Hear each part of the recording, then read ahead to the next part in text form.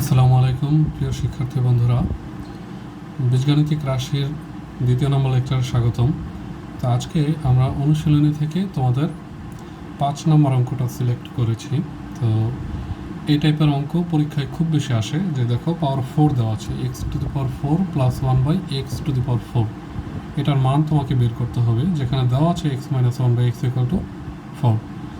তো সময় বাঁচানোর জন্য আগের মতো আমরা কিছু অংশ লিখে রেখেছি, যে গিভেন x মাইনাস 1/x সমান 4।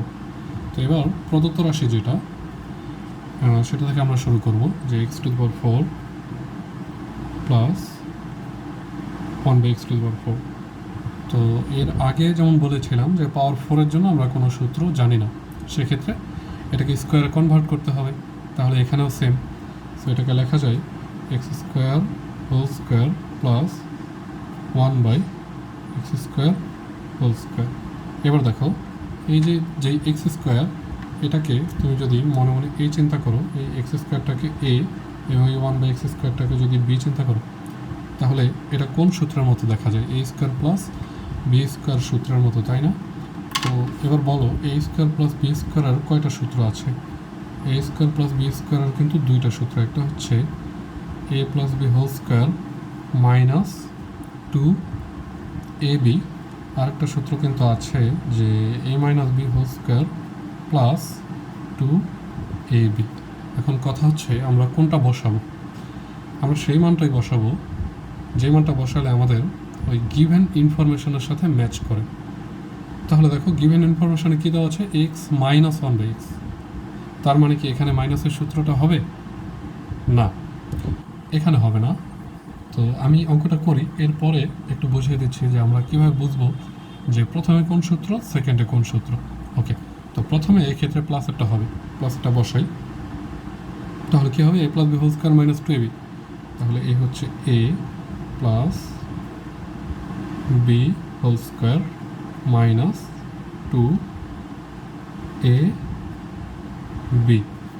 তাহলে দেখো, এবার যে ভিতরে যে রাশিটা আছে, এই যে হোল স্কোয়ারের ভিতরে অর্থাৎ ব্র্যাকেটের ভিতরে যে রাশিটা আছে, সেটা দেখো a square plus b square type হয়ে আছে আবার। তো এখন আমরা মাইনাস বসাবো। তো এবার আসো আগের প্রশ্নের উত্তরটা দিই, যে কেন এখানে মাইনাস লিখিনি। কারণ এখানে যদি মাইনাস লিখতাম তাহলে কিন্তু এ স্কোয়ার মাইনাস বি স্কোয়ার টাইপের হয়ে যেত। সেক্ষেত্রে আমাদের লাগতো এ প্লাস বি ইন্টু এ মাইনাস বি। তার মানে এ প্লাস বি এর মানটাও দরকার, কিন্তু আমাদের কি এ প্লাস বি এর মান দেওয়া আছে? দেওয়া নেই। যেহেতু শুধুমাত্র মাইনাসের মান দেওয়া আছে, তাই এরকম যখন ডাবল সূত্র অ্যাপ্লাই করতে হবে, তখন তোমরা প্রথম ধাপে অবশ্যই প্লাসের সূত্র অ্যাপ্লাই করবা, যাতে দ্বিতীয় ধাপে গিয়ে মাইনাস অ্যাপ্লাই করতে পারো। ঠিক আছে? কারণ প্রথমে যদি তুমি মাইনাস অ্যাপ্লাই করো, সেক্ষেত্রে দ্বিতীয় ধাপে প্লাস মাইনাস উভয়টাই আসে, যেটা কিনা তোমার মান দেওয়া নাই প্রশ্নে। ওকে, আশা করি বুঝতে পেরেছ। তো এখন আমরা মাইনাসের সূত্র অ্যাপ্লাই করতে পারি খুব সুন্দর মতো। ভিতরে আছে a square plus b square, তো এটা হচ্ছে a minus b whole square plus 2ab। Okay, তো এটা কিন্তু শুধুমাত্র ভিতরের অংশ, বাট তার উপরে কি একটা হোল স্কোয়ার আছে না?